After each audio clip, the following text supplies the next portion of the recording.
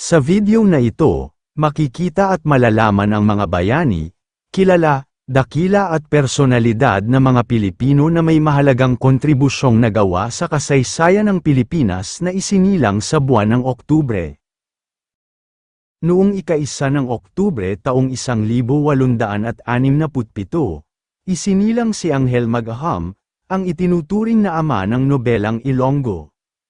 Noong ika-2 ng Oktubre taong 1863, isinilang si Rafael Crame, isang Pilipinong konstabularyo na nagsilbi bilang hepe ng dating Philippine Constabulary mula 1917 hanggang 1927. Noong ika-3 ng Oktubre taong 1863, isinilang si Candido Iban, isa sa mga pinuno ng Katipunan sa Visayas at isa sa 19 na martir na pinatay ng mga Kastila sa bayan ng Kalibo sa Aklan noong ika-23 ng Marso taong 1877 o mas kilala bilang 19 na martir ng Aklan. Noong ika-4 ng Oktubre taong 1863, isinilang si Francisco Osorio, isa sa mga pinatay sa Kutang San Felipe sa lungsod ng Cavite noong ika-12 ng Setyembre taong 1876 na nakilala bilang 13 martir ng Cavite. Noong ika-5 ng Oktubre taong 1868, isinilang si Francisco Carrion, isa sa mga matalik na kasama ni Andres Bonifacio sa Katipunan, at pangalawang Pangulo ng Republikang Tagalog ni Macario Sakay. Noong ika-6 ng Oktubre taong 1935, isinilang si Charito Solis o Rosario Violeta Hernandez, isang premyadong aktres sa FAMAS at Gawad Urian Award at kinikilalang isa sa pinakamahusay na Filipino film dramatic actresses sa post-war Philippine cinema. Noong ika-7 ng Oktubre taong 1857, isinilang si Maximo Viola, isang manggagamot, taga-suporta ng kilusang propaganda at kinikilalang tagapag-ingat-yaman at taga-tustos ng pagpapalimbag ng Noli Me Tangere ni Jose Rizal. Noong ika-8 ng Oktubre taong 1902, isinilang si Fernando Balboa, isang abogado at leadership icon na nakilala sa pagsulong ng batas na nagtatag sa Women's and Minors Bureau noong ika-18 ng Hunyo taong 1960. Noong ika-9 ng Oktubre taong 1871, isinilang si Tomas Mascardo, isang general na lumaban sa mga Kastila at Amerikano at nagsilbing gobernador ng Cavite mula 1910 hanggang 1912. Noong ika-10 ng Oktubre taong 1915, isinilang si Francisco Trinidad, ang kinikilalang ama ng Philippine Radio at dekano ng mga tagapagbalita sa Pilipinas.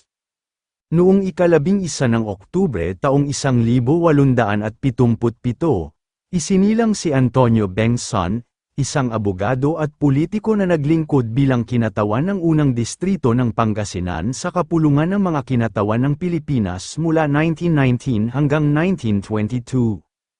Noong ika-12 ng Oktubre taong 1868, isinilang si Mariano Trias, ang naging unang bisepresidente ng unang Republika ng Pilipinas sa ilalim ni Pangulong Emilio Aguinaldo.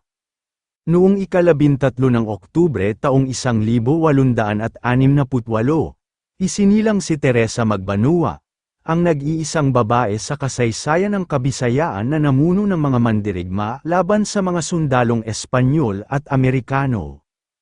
Noong ika-14 ng Oktubre taong 1877, isinilang si Mariano Fortunato Jackson, ang nagtatag ng National University. Noong ika-15 ng Oktubre taong 1874, isinilang si Aurelio Pineda, isang abogado at politiko na naglingkod bilang kinatawan ng ikalawang distrito ng Tarlac sa Asemblea ng Pilipinas mula 1907 hanggang 1909. Noong ika-16 ng Oktubre taong 1844, isinilang si Florentino Torres, ang unang Pilipinong naitalaga bilang Attorney General at naglingkod bilang Associate Justice sa Korte Suprema ng Pilipinas. Noong ika-17 ng Oktubre taong 1894, isinilang si Deogracias Rosario, ang itinuturing na ama ng maikling kwentong Tagalog sa Pilipinas. Noong ika-18 ng Oktubre taong 1949, isinilang si Lucas Bersamin, ang ika-163 na Associate Justice ng Korte Suprema ng Pilipinas na naglingkod mula 2009 hanggang 2018, at naging ika-25 na punong mahistrado ng Korte Suprema mula 2018 hanggang 2019. Noong ika-19 ng Oktubre taong 1886, isinilang si George Bocabo, isang iskolar, abogado, mamamahayag, pinuno, at edukador na naging ika-5 Pangulo ng Universidad ng Pilipinas mula 1934 hanggang 1939.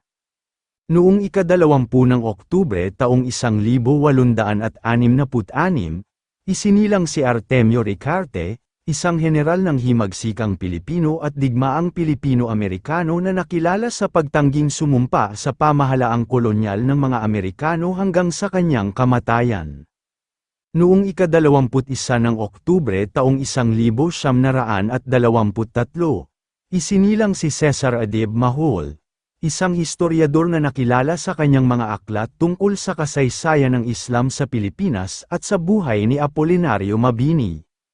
Noong ika-22 ng Oktubre taong 1887, isinilang si Jose Maria Feliciano, ang nagtatag ng Geological Society of the Philippines at naging head ng UP Department of Geology and Geography noong 1936.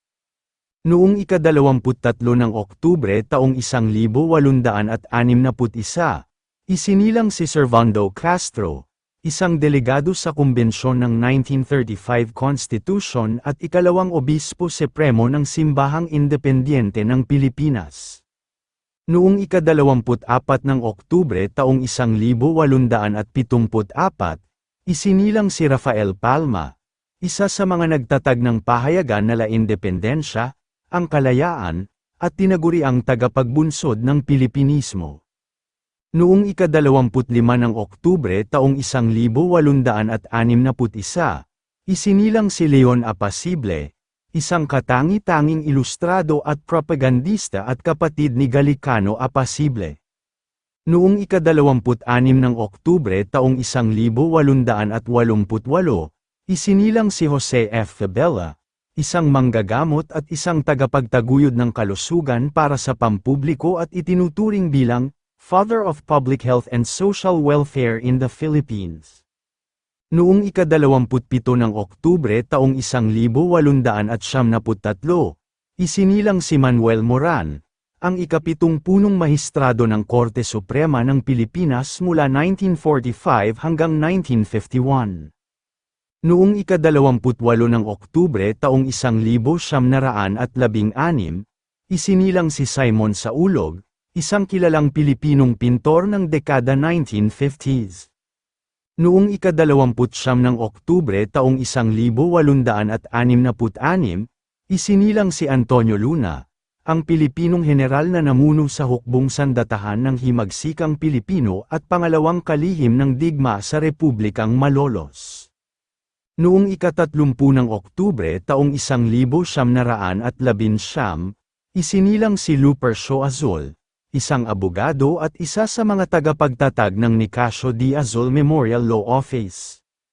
Noong ika-31 ng Oktubre taong 1877, isinilang si Carlos Ronquillo, isang revolusyonaryong tagapagsalaysay ng mga mahahalagang pangyayari ukol sa kaganapan ng himagsikan at nagsilbing kalihim ni General Emilio Aguinaldo.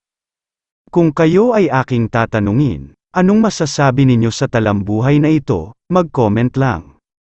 So, ayun lamang ang talambuhay natin ngayong araw, sana ay may natutunan kayo. Huwag na rin kalimutang mag-like at mag-subscribe para maging updated sa mga panibagong video. Maraming salamat po.